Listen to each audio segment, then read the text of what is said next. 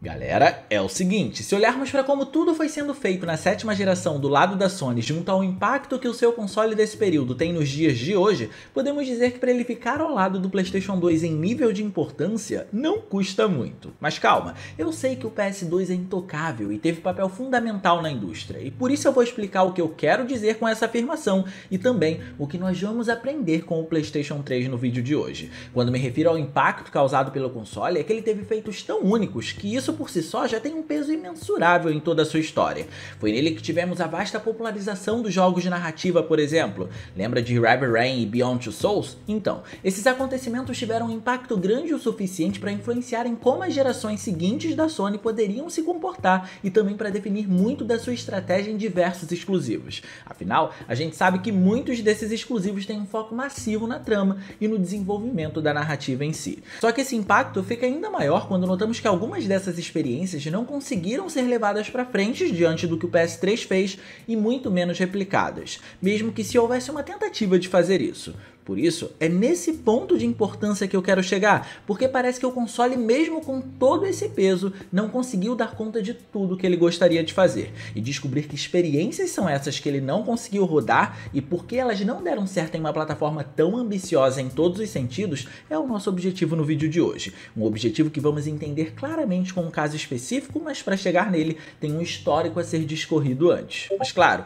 antes da gente continuar, não esquece de clicar no gostei porque isso ajuda pra caramba. De quebra você faz a boa ação do dia e se inscreve no canal ativando o sininho das notificações para não perder os vídeos de terças e quintas às 19 horas. Tudo isso feito? Então vem que tem coisa que o PS3 não deu conta e você não sabe. De início precisamos ir no ano em que grandes impactos acontecem na plataforma. Apesar de ter chegado pra gente em 2006, foi no ano de 2008 que já encontrávamos um cenário bem interessante estabelecido. Algo que é demarcado por recursos técnicos, mas também pela ênfase da Sony em fazer o console dar certo, fazendo algumas modificações, como por exemplo, o próprio lançamento do PlayStation 3 Slim.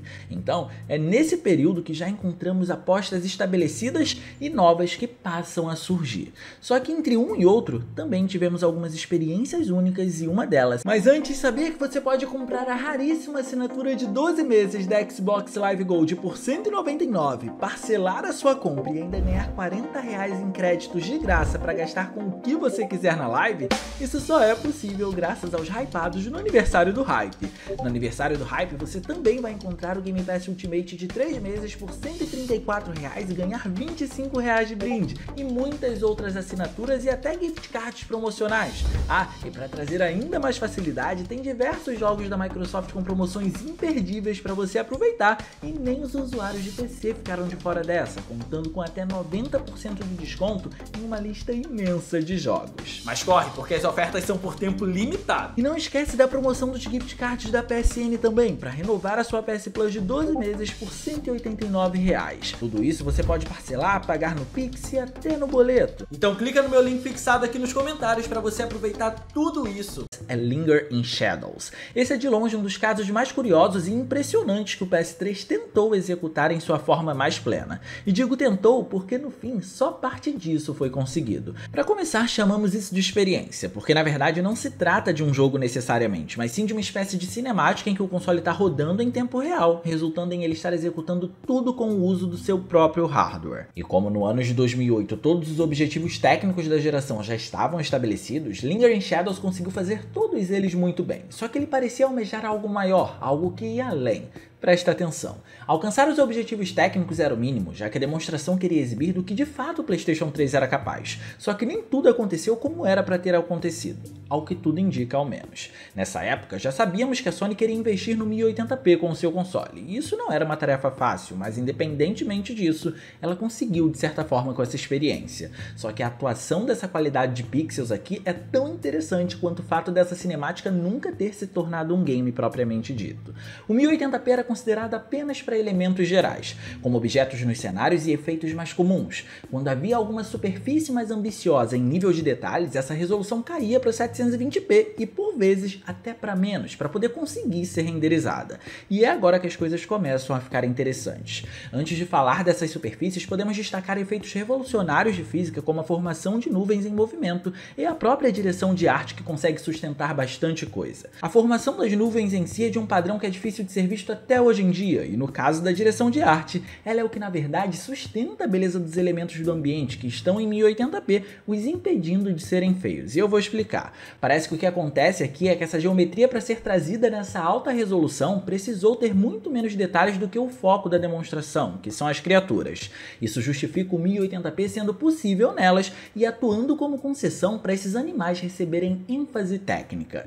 Mas, se esses animais têm mais detalhes que essa geometria, como contraponto, neles a resolução precisou cair. Primeiro, nessa parte, de impressionante a gente pode facilmente citar a simulação de física na movimentação de um dos animais e a inserção do Self-Shadow também, que é a técnica que projeta a sombra do indivíduo nele mesmo. 2008 foi o ano em que isso começou a se tornar tão interessante e, como resultado, popular também.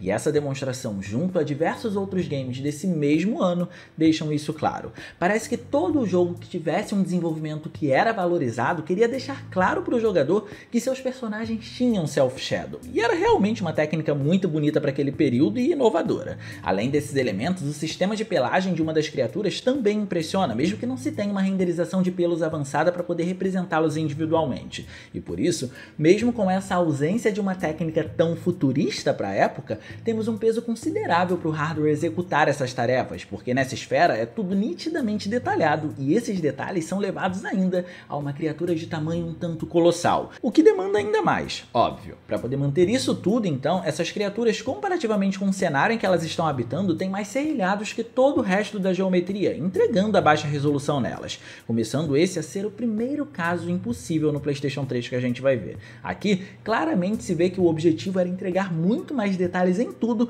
com um padrão de 1080p em tudo também. Mas foi impossível. E como nós já entendemos que os pelos ou os cabelos é um tipo de recurso técnico taxado como uma meta quase que impossível de ter sido alcançada próxima da realidade nesse período, sendo inclusive um desafio até para os dias atuais, existe um nome que vocês conhecem que mostra muito bem isso.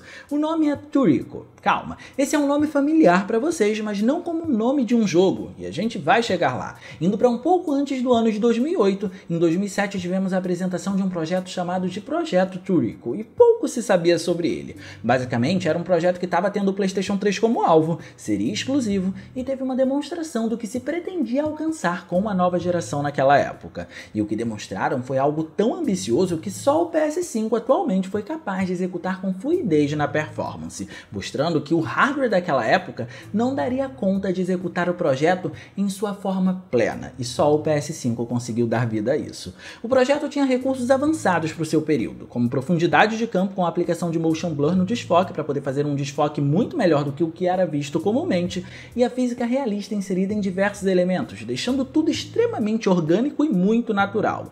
Como se não bastasse, também encontramos muitas técnicas que foram utilizadas em Shadow of the Colossus do PS2, que, como todo mundo sabe, é um dos títulos mais ambiciosos da plataforma. Porém, aqui, elas foram portadas para um motor gráfico de nova geração. E o resultado desse porte pode ser visto justamente na área de dificuldade que a gente comentou na experiência anterior, que são os pelos dessa criatura junto a algumas penas que aparecem muito bem detalhadas, e também o tipo de design do personagem, que é extremamente característico de jogos como Shadow of the Colossus. O conjunto da obra, então, rendeu em um visual que estava sendo executado claramente em 720p e que exibia uma similaridade muito grande com algum tipo de animação, não apenas porque era tudo impressionante tecnicamente, mas porque a estética também colaborava para isso. Só que desde o começo parecia ser algo grande demais para o PlayStation 3, basta dar uma olhada em como a física acontece nesse trailer. E não só isso, diferente do anterior, aqui tudo parecia ser extremamente detalhado, e não apenas a criatura, e de quebra ainda tinha a intenção de se tornar um jogo completo. Até que, depois de 2 anos de silêncio, o projeto volta a aparecer com o título de The Last Guardian, e que seria lançado para o PlayStation 3. Essa aparição, inclusive, conseguiu melhorar ainda mais o que já havia sido visto anteriormente, abrindo mão, por exemplo, do estilo de desenho que a vegetação tinha para inserir texturas com transparência, que por sinal é uma técnica mais complexa, e colocando também mais polígonos no modelo do personagem, além de mudar seu design, e finalizando com mais física para o seu padrão de movimentos e também para suas roupas. Ou seja, muitos detalhes novos foram inseridos, e isso provavelmente foi muito em função de terem estudado o novo motor gráfico e também, teoricamente, o poder do PlayStation 3. O que já era ambicioso ficou ainda mais. Mas a curiosidade começa quando o trailer exibido alega estar sendo rodado em tempo real, ou seja, com o hardware do console, mas hoje em dia a gente sabe que essa é uma meia verdade. O que acontece é que todos os visuais de fato foram renderizados pelo PlayStation 3, mas na pós-produção aumentaram a performance porque o game estava com muitos problemas de taxa de quadros por segundo.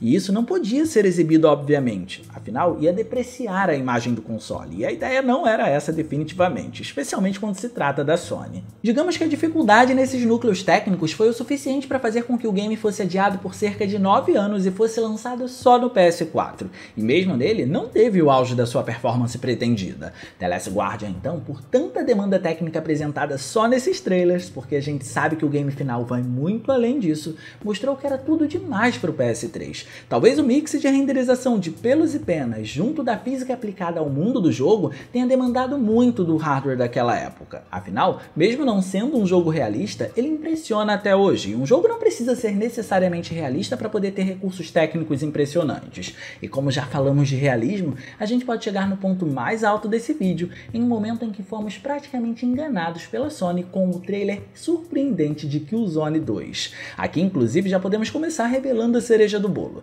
O trailer de Killzone 2 foi completamente pré-renderizado, e a Guerrilla Games disse que nunca teve a intenção de fazer com que o jogo final fosse representado por aquele trailer especificamente. Quando temos cenas e trailers pré-renderizados, isso quer dizer que o hardware pretendido não está executando aquilo que você está vendo. É tudo manipulado. E de fato isso foi um evento causado muito mais pela Sony, que induziu os jogadores a pensarem que aquilo era o PS3 rodando o título, porque ela precisava mostrar que o console dela era muito potente. Só que, além disso não justificar a atitude, a Guerrilla também tem uma parcela de culpa nisso. O jogo tem uma paleta de cores extremamente similar à que é vista em Killzone 1, e o trailer simula momentos de gameplay com essa paleta, fazendo com que o jogador se identifique por já ter experimentado o primeiro game, mas também não se assuste com o realismo, porque o título anterior no PlayStation 2 também conseguiu feitos impressionantes. O pensamento que pairava na nossa cabeça era: se o PS2 deu conta de tudo aquilo, por que uma nova geração com tantas promessas não daria conta disso? E bem, o resultado final de Killzone 2 é impressionante de fato, independente desse trailer absurdo ou não.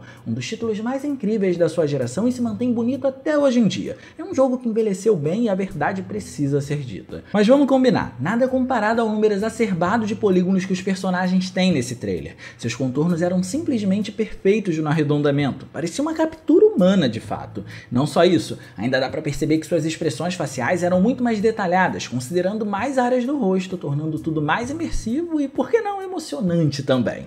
De quebra, essa intensidade pode ser revelada em como as explosões se apresentam, na grandiosidade delas e no comportamento da fumaça no processo. Tudo isso é difícil de ser visto até hoje em dia, imagine naquela época. E é por isso que Killzone 2, com esse trailer na sua pegada realista, seria impossível no PlayStation 3. Mas precisamos combinar que o resultado final do jogo também impressiona, né? Mas deixa aí no campo dos comentários qual foi a vez que alguma empresa te enganou, qual foi o jogo que conseguiu fazer com que você se sentisse enganado com o seu lançamento e com o que ele apresentou no trailer. Deixa aí que eu quero ler um pouco da sua experiência e da sua frustração de certa forma, beleza? E no mais eu vou ficando por aqui, eu espero muito que vocês tenham gostado desse vídeo. Se vocês gostaram, não se esqueçam de clicar no gostei, porque isso ajuda pra caramba e de quebra você faz a boa ação do dia.